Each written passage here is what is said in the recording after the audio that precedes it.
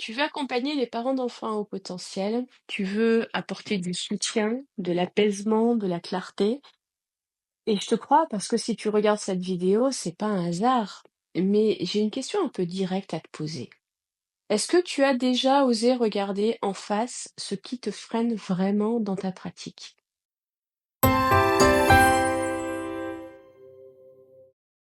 Je parle pas de ton niveau de compétence. Je parle de ton positionnement, de ta capacité à tenir dans l'intensité émotionnelle.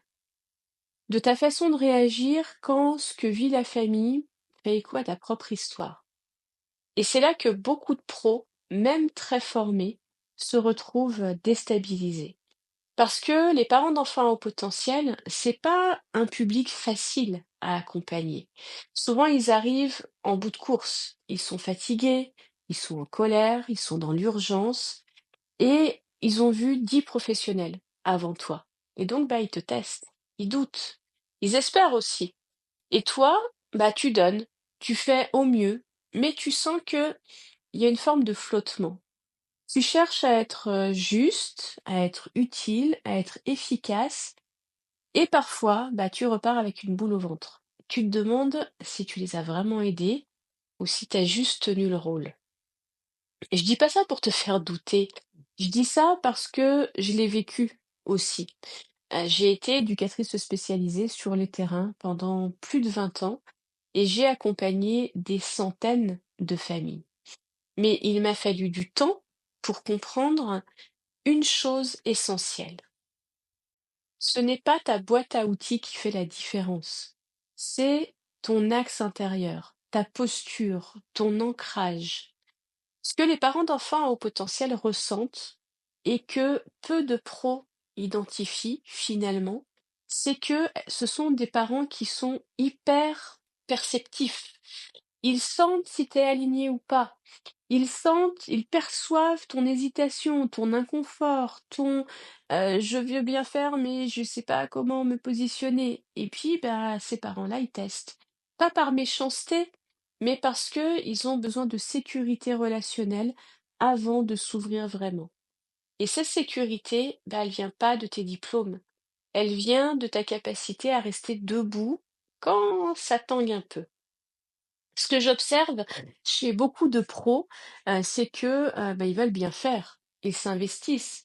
Mais parfois, ils font une chose sans vraiment s'en rendre compte. Ils s'adaptent à la famille au lieu d'incarner une posture. Tu rassures, tu temporises, tu ajustes, mais à force, tu perds ton centre. Et surtout, tu finis les entretiens vidés. Parce que ça ne veut pas dire que tu n'es pas compétente, hein, attention. Ça veut dire que ta posture, elle n'est pas solidifiée. Alors voilà les 3 leviers qui changent tout dans l'accompagnement, pardon, des parents d'enfants à haut potentiel. Clarifier ton intention profonde. Pourquoi tu accompagnes, pardon, ces familles? Est-ce que c'est pour les aider? Est-ce que c'est pour les sauver? Est-ce que c'est pour être utile, pour être reconnu? Tant que tu pas clarifié cette intention, tu risques de te retrouver dans un flou relationnel. Et ce flou, il est perceptible, même si tu crois le masquer. Deuxième chose, ta clarté intérieure, elle crée la confiance.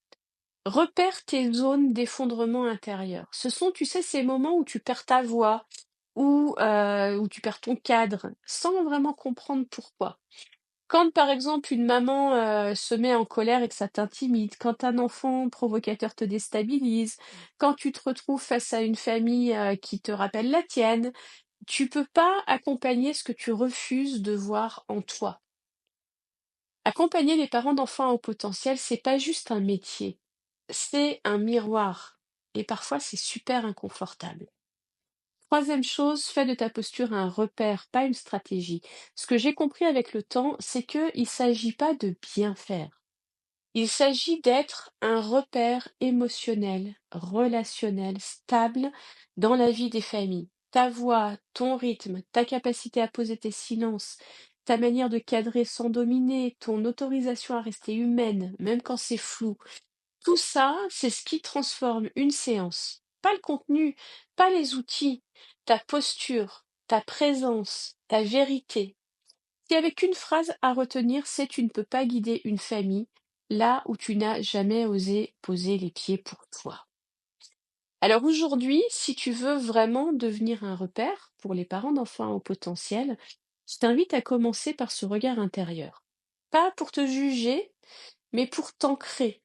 Parce que ta puissance professionnelle, elle ne vient pas de ce que tu fais, elle vient de ce que tu incarnes. Et si tu veux aller plus loin dans cette pratique, ben, pose-toi cette question assez simple. Est-ce que je me sens légitime uniquement quand ça va bien? Ou est-ce que je peux rester à ma place, même dans le flou, même dans le doute, même dans l'intensité? Dis-moi en commentaire ce que ça t'évoque. Quelle partie de toi exige d'être consolidée aujourd'hui? Et puis si tu connais un pro qui donne tout, mais qui doute encore de lui, envoie-lui cette vidéo.